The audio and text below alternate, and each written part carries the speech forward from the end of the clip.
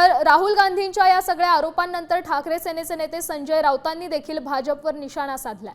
वाराणसी लोकसभेच्या निवडणुकीत सुरुवातीचे 2 तास मोदी पिछाडीवर होते, त्यानंतर मतमोजणी थांबवण्यात आली होती असा मोठा दावा राऊतांनी केलाय।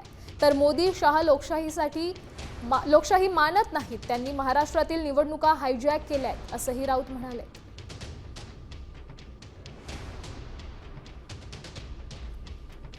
राऊतांनी हे मोठे आरोप केलेत की वाराणसी लोकसभेच्या निवडणुकीत सुरुवातीचे 2 तास मोदी हे पिछाडीवर होते। मोदी पिछाडीवर होते आणि त्यानंतर मतमोजणी थांबवण्यात आली। आणि मतमोजणी केंद्रावरची लाईट घालवण्यात आली। डाटा उडाला गेला, नवीन मशीन्स आणल्या, दिल्लीतून यंत्रणा हल्ली। मोदींचा पराभव वाराणसीत झाला होता जवळजवळ, पण 2 तास हा या लोकांनी गोंधळ घातला, मतमोजणी हायजॅक केली।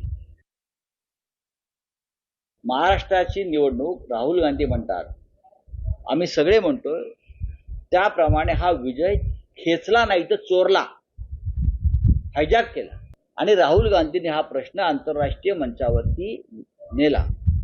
हिंदुस्थानची लोकशाही किती खतरनाक वळणावर आहे हे त्याच्यामुळे जगाला कळलं की हे लोक लोकशाही मानत नाहीत, हे लोक हुकुमशाही प्रवृत्तीनं काम करतात, हे लोक निष्पक्ष निवडणुका करत नाहीत। हे अख्ख्या जगामध्ये देशाची बदनामी झाल्यामुळे नरेंद्र मोदी असेल आणि आपला देश असेल त्या देशाची प्रतिष्ठा धुळ्या मिळाली।